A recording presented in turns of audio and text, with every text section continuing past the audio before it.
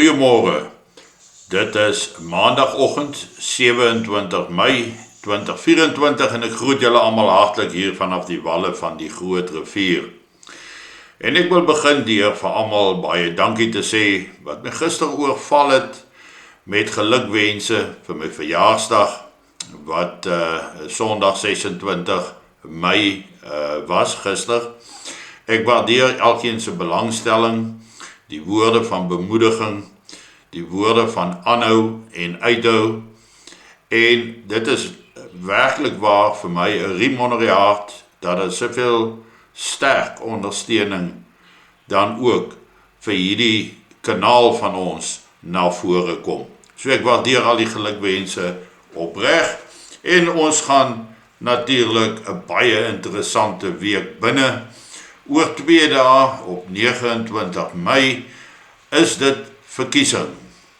Dan gaan almal stembusse toe, hulle gaan stem, en terwyl daar baie gewonder word oor wat is die implikasies van die verskillende partye, indien wie aan bewind sou kom, wat die gevolge daarvan gaan wees, wat is die beloftes wat gemaak word, en ons weet dat 99% van al die beloftes, verkiesingsbeloftes, nooit nagekom word nie. Veral nie hier in Suid-Afrika nie, waar ons duidelik sien dat selfs die verkiesingsbeloftes van 5 jaar gelede, 10 jaar gelede tot vandag toe nog nie gerealiseer het nie, en dat ons maar steeds net 'n stelselmatige verval en agteruitgang beleef.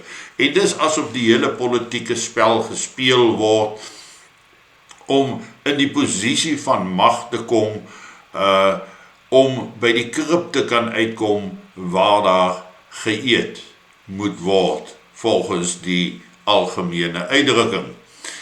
Maar ons is ook bekommerd oor wat die gevolge kan wees ten opsigte van die veiligheidssituasie in Suid-Afrika. En tog wil ek mense daaraan herinner dat ons in elk geval ten alle tye voorbereid moet wees vir enige omstandigheid wat ons kan tref.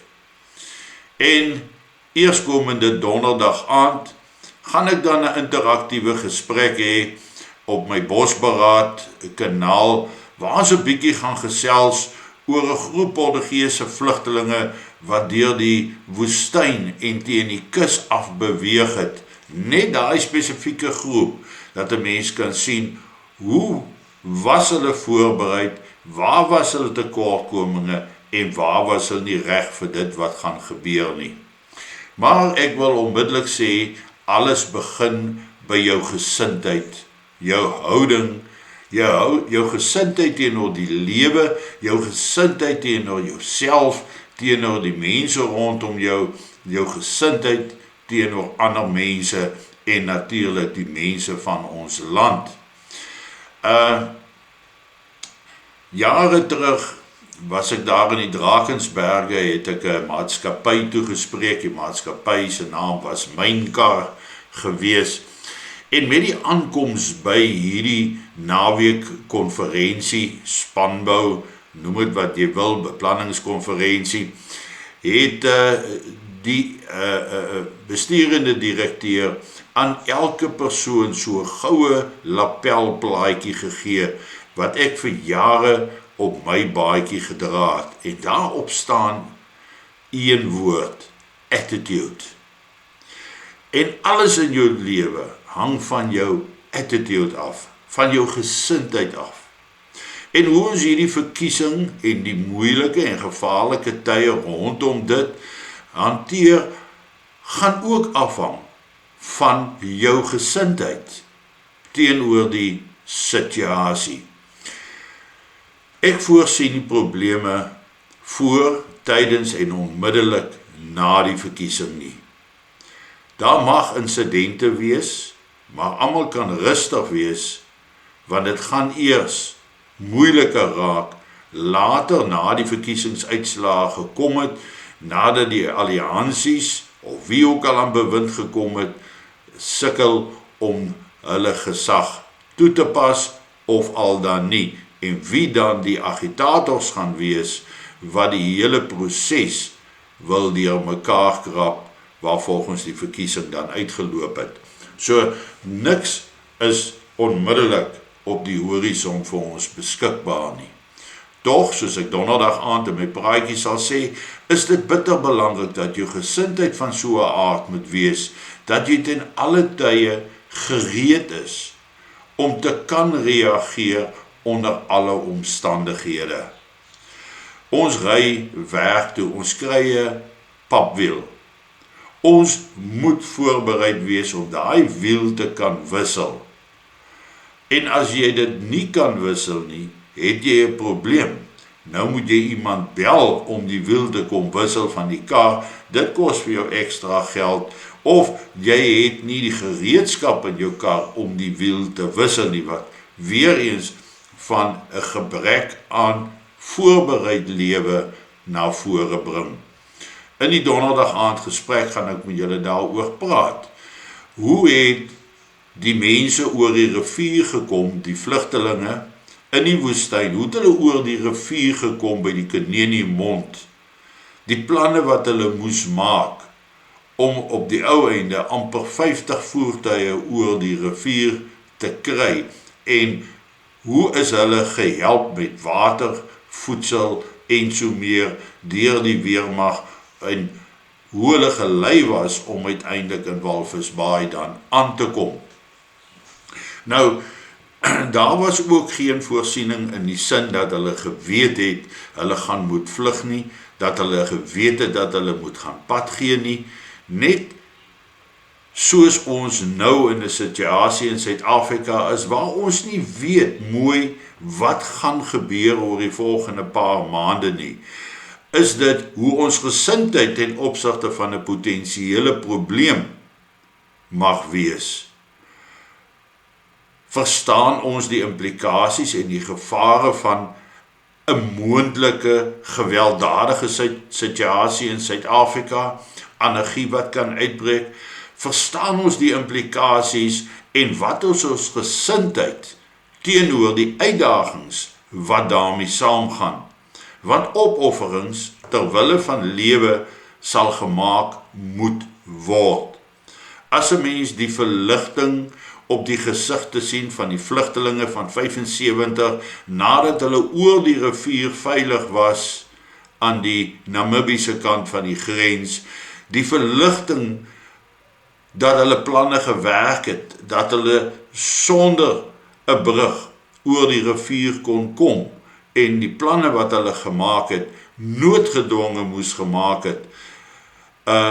En dit wys vir ons dat jy moet altyd voorbereid wees en gereed wees om te kan reageer, want ons kan ook uit die foute van die 75 vlugtelinge uit leer. Die verskil is, daar is nie nou meer 'n Suid-Afrika aan die suidekant nie, daar is nie nou meer 'n Suid-Afrika wat kan troepe stuur om te kom help, wat vir jou kan kos bring in die moeilikheid nie. Nee, dit hang van onsself af. Maar die belangrike punt van vandag is, ons mag nie ophou lewe nie. Ons het 'n verantwoordelikheid om die situasie kalm en rustig, objektief te benader, nugter oor alles te dink, voort te gaan met ons lewens, maar altyd in ons agterkop net weet dat as dinge skeef loop, moet ons as volg optree. My plan moet as volg werk. Toe daai vlugtelinge oor die Keneni mond gekom het hulle gedink daar's 'n dorp kort diskant die Namibiese grens, en ons weet daar's geen dorpe nie. En dit het vir ons gesê dat hulle het nie 'n eenvoudige reguit kus langs roete geken nie. Hulle het nie geweet wat op hulle wag nie. Ons het mos nou tyd om dit te kan doen. Ons moet die tyd gebruik om so voorbereid en gereed as moontlik te wees. Ek herhaal dat ek voorsien nie probleme in die onmiddellike toekoms nie. Maar ons weet nie hoe dit oor 'n paar maande van nou af gaan uitspeel nie. Ons weet ook nie 100% wat gaan in die wêreld gebeur ten opsigte van Rusland en Oekraïne, selfs die Midde-Ooste, wat daar gaan uitspeel en wat gaan die invloed op die ou einde op ons wees nie. Maar ongeag die interne moontlike anargie-situasie, 'n wêreldverval wat ons beleef, 'n moontlike Amerikaanse burgeroorlog wat by die dag meer moontlik raak en 'n moontlike wêreldoorlog. Tussen dit alles deur en hierdie wêreldwye chaos wat om ons heers, het ons steeds die verpligting om ons gesindheid teenoor die lewe reg te hê. Daai plaatjie attitude. Onthou dit. Hoe benader jy die uitdagings? Hoe graag wil jy 'n oplossing hê? En as jy die oplossing het, wat is jou gesindheid teenoor dit en jou gesindheid teenoor 'n oorlewingsplan in so 'n situasie? Want in die eerste plek dink ek, moet ons dankbaar wees vir die feit dat ons lewe. Ons moet dankbaar wees vir die feit dat ons nog familie het, vriende het, dat ons 'n kans gegee word om te kan oorleef sou die ergste gebeur. Maar intussen moet jy voortgaan met lewe. Maar hier in jou agterkop moet jou beplanning reg wees oor wat gaan jy doen indien iets verkeerd loop, of dan anders gestel, wanneer dit verkeerd loop, want omtrent almal verwag dat een of ander tyd hier baie groot chaos in Suid-Afrika gaan uitbreek. Weereens die woordjie, jou gesindheid teenoor probleme wat op pad is, jou gesindheid teenoor 'n oorlewingsplan, jou gesindheid teenoor die mense wat saam met jou in daardie plan is, en dit maak ons sterk en gereed vir dit wat ons kant toe mag kom. Maar eers is daar 'n ander verantwoordelikheid, en dit is die stemdag wat plaasvind. En of jy nou gaan stem en of jy nie gaan stem nie, is daar 'n mate van verantwoordelikheid by betrokke om te sorg dat die regte mense in jou boord ten minste jou kan verteenwoordig, al is dit dan net op plaaslike vlak, streeksvlak. En ek dink dit bly tog baie belangrik ook. Al weet ons, hier kom moeilikheid vorentoe, moet ons intussen ordelik kan bly lewe en kan bly voortbestaan. En alles hang net af van ons gesindheid. Daai plaatjie wat daai bestuurende direkteur uitgegee het, met 'n enkele woordjie op, attitude.